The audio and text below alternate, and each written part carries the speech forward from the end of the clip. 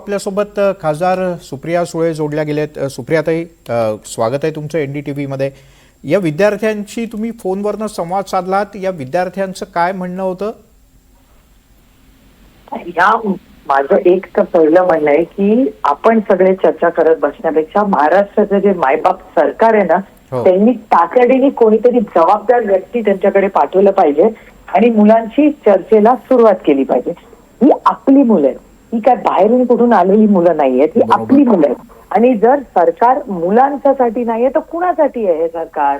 जेव्हा आमचे नेते माननीय जयंत पाटील साहेब असतील किंवा बंटी पाटील असतील, हे जेव्हा कोल्हापूरला मोठं आंदोलन उभं करतात, जो रस्ता नकोय, कोणी मागत नाहीये तो रस्ता, त्याच्यासाठी करोडो रुपये सरकारकडे आहेत, हजारो करोड, नुसते नाही। आणि मुलांच्या मूलभूत सुविधा, जो शोषित आहे, वंचित आहे, पीडित आहे, अशा मुलांसाठी तुम्हाला निधी नाही। आणि तुम्हाला दोन गोष्टी प्रकर्षाने मला सांगायच्या आहेत की आदरणीय पवार साहेब महाराष्ट्राचे माननीय मुख्यमंत्री असताना तेव्हा त्यांनी एक वेगळं बजेट केलं होतं आदिवासी डिपार्टमेंटसाठी। तर ते आदिवासी डिपार्टमेंटची काय पोझिशन आहे मग आता त्या बजेटची? एक। आणि दुसरा मुद्दा, राष्ट्रवादी काँग्रेस आणि काँग्रेसचं सरकार असताना 2011चा जो GR आहे तो इम्प्लिमेंट करा, एवढीच तर मागणी आहे मुलांची।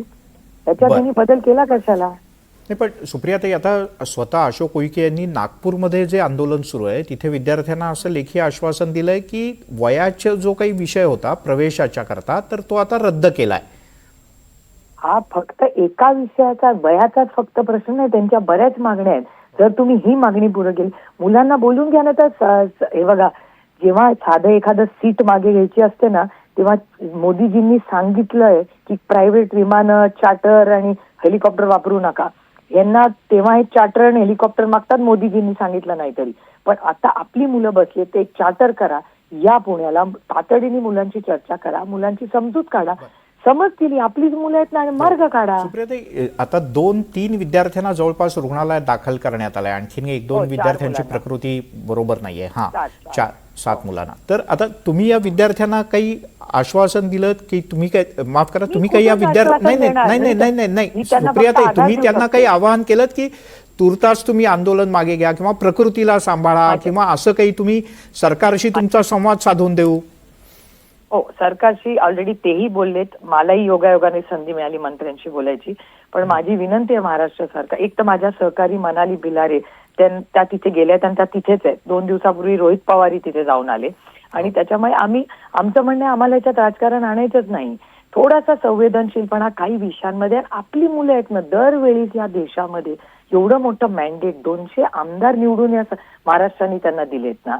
आता कुठल्या पद्धतीने आले बघाले, मला ते राजकारण आता हे बोलायचं नाही, पण 200 आमदारांच्या सरकारमध्ये एवढं सरप्लस तुमचं बजेट आहे, तुम्ही म्हणता एवढे मोठे रस्ते, इन्फ्रास्ट्रक्चर जे तुमची आम्हाला नको असताना लागता, मग तुम्हाला आमच्या मुलांसाठी पैसे नाहीत द्यायला?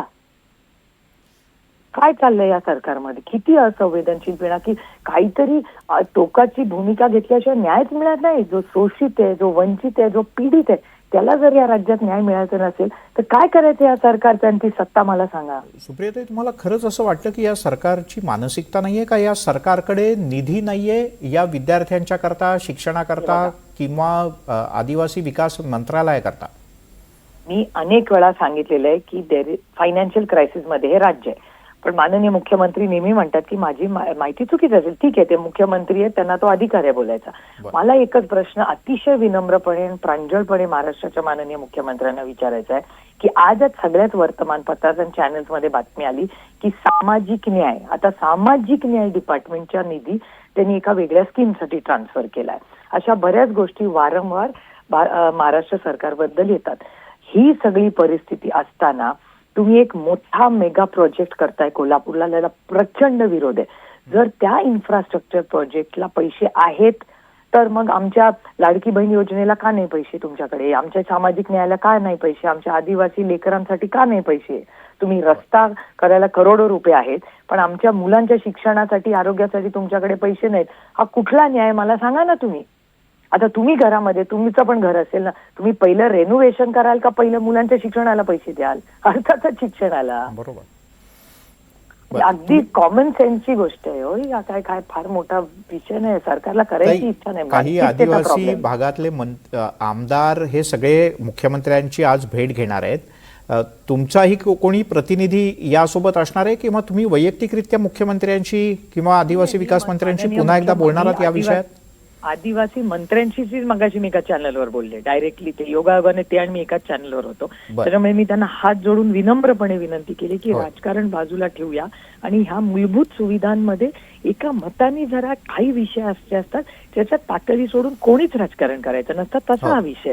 थोडी संवेदनशीलता या राज्यांनी सरकारने दाखवली तर हा प्रश्न म्हणजे यायलाच नाही प्रश्न हा प्रश्न. सुप्रियाताई, तुम्ही संवेदनशीलपणे या विद्यार्थ्यांशी बोललात, त्यांची समजूतही काढलीत आणि राजकारण बाजूला ठेवून तुम्ही हा मुद्दा मांडण्याचा प्रयत्न करताय. NDTV मराठीशी बोलल्याबद्दल धन्यवाद.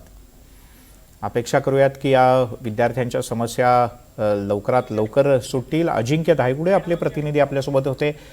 सुजात आंबेडकर यांच्याशी ते काही वेळाने संवाद साधतील, तेही आम्ही तुमच्यापर्यंत पोहोचवू. तुर्तास अजिंक्य, धन्यवाद या माहितीबद्दल.